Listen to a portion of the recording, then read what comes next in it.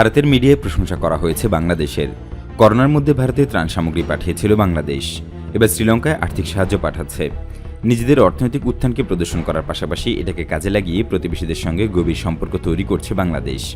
এভাবেই বাংলাদেশের বর্তমান রূপ তুলে ধরেছে ভারতীয় গণমাধ্যম দ্য প্রিন্ট। ওই প্রতিবেদনে বলা হয়, সম্প্রতি বৈদেশিক মুদ্রার চাহিদা মেটাতে দক্ষিণ এশিয়ার বন্ধুপ্রতিম দেশ শ্রীলঙ্কা বাংলাদেশের শরণাপন্ন হওয়ায় দেশটিকে বৈদেশিক মুদ্রার রিজার্ভ থেকে অন্তত $20 কোটি ধার দিতে যাচ্ছে কেন্দ্রীয় ব্যাংক। আরও বলা হয়, এটি শ্রীলঙ্কার অর্থনীতিকে বাড়াতে সহায়তা করবে। এমনকি এটি কলম্বোকে বর্তমান যে বিশাল ঋণ সংকটের মুখোমুখি হচ্ছে তা মোকাবেলা করতে সক্ষম করবে। শ্রীলঙ্কাকে এই অর্থ কারেন্সি সোয়াপ পদ্ধতিতে দিচ্ছে বাংলাদেশ। এই পদ্ধতিতে দুই দেশ পরস্পরকে একই পরিমাণ টাকা ভিন্ন মুদ্রায় দেয়। এটি অনুকূল দামে বৈদেশিক মুদ্রায় ঋণ গ্রহণের ব্যয় হ্রাস করতে সহায়তা করে। বিদেশি মুদ্রার সঞ্চয়ন বা ফরেন কারেন্সি রিজার্ভ চাহিদার তুলনায় ঘাটতিতে রয়েছে শ্রীলঙ্কা। দেশটির জিডিপির প্রায় $8,400 কোটি, বিদেশি মুদ্রার সঞ্চয়ন $400 কোটি ঘরে, যা জিডিপি 4.76%, যেখানে বাংলাদেশে এই সঞ্চয়ন জিডিপির প্রায় 12%।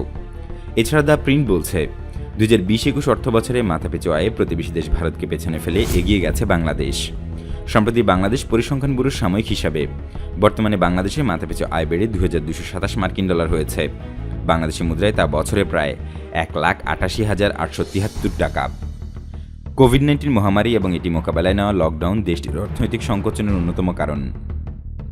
গত বছরের অক্টোবরে আন্তর্জাতিক মুদ্রা তহবিল বা IMF প্রকাশিত ওয়ার্ল্ড ইকোনমিক আউটলুকের পূর্বাভাসে বলা হয়, 2020 সালে মাথাপিছু মোট দেশীয় উৎপাদন বা জিডিপিতে ভারতকে ছাড়িয়ে যাবে বাংলাদেশ। ওতে বলা হয়, বাংলাদেশের মাথাপিছু জিডিপি হবে $1,888, আর একই সময়ে ভারতের মাথাপিছু জিডিপি হবে $1,877।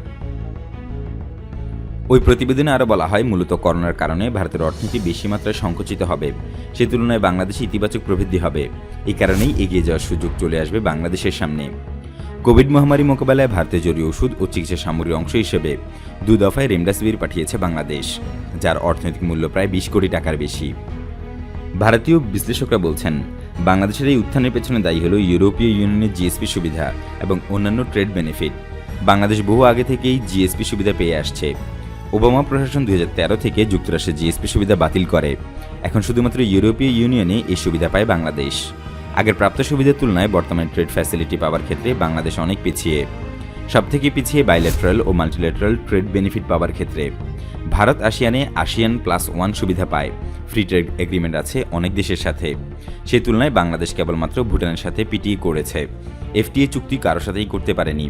ভিয়েতনাম যতটা ট্রেড বেনিফিট উপভোগ করে, সেই তুলনায় বাংলাদেশের সুবিধা নিতান্তই নগণ্য, এমনকি ভারতের তুলনায়ও। তবে জীবনমান উন্নতির জন্য প্রবাসী এক গুরুত্বপূর্ণ ভূমিকা রেখে চলেছে। গ্রামীণ অর্থনীতি বিকাশের জন্য বিশেষ ভূমিকা রয়েছে রেমিটেন্সের।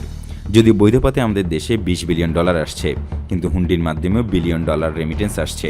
বাড়ছে ক্রয় ক্ষমতা, সক্ষমতা। দ্য প্রিন্ট বলছে, শিল্পের ক্ষেত্রে বেশ বিপ্লব হয়েছে। মেড ইন বাংলাদেশ পণ্যের তালিকা নিত্য নতুন পণ্য যুক্ত হচ্ছে। অ্যাগ্রেসিভ কিছু কোম্পানি প্রতিষ্ঠিত হয়েছে বাংলাদেশে, যারা ঝুঁকি নিতে পিছু পা হয় না। আগে যেখানে শিল্প বলতে সরকারি বেসরকারি চটকল, বস্ত্রকল, দিয়াশলাই, চিনিকল, সিমেন্টকেই বিবেচনা করা হতো, সে ধারায় পরিবর্তন এসেছে। ওয়ালটনের মতো এগ্রেসিভভাবে ঝুঁকি নিয়ে ইলেকট্রনিক্স খাতে বিপ্লবে শুরু করার মতো কোম্পানিও কম নেই। প্রাণের কথাই ধরুন, ভারতের টাটা আগে যেমন এমন কোনো পণ্য নেই যেটাতে যুক্ত ছিল না, প্রাণও সেই রকমভাবেই এগোচ্ছে। বাজারে সফল হোক বা ব্যর্থ হোক, তাদের মতো ঝুঁকি নেওয়ার মানসিকতা দেশকে এগিয়ে নিয়ে যাচ্ছে। আকিজ, পার্টেক্স, অ্যাপেক্স, বসুন্ধরা, সিটি, মেঘনা, PHP, হামিম, নাসায়ের মতো অসংখ্য শিল্পগ্রুপ দাঁড়িয়ে গেছে।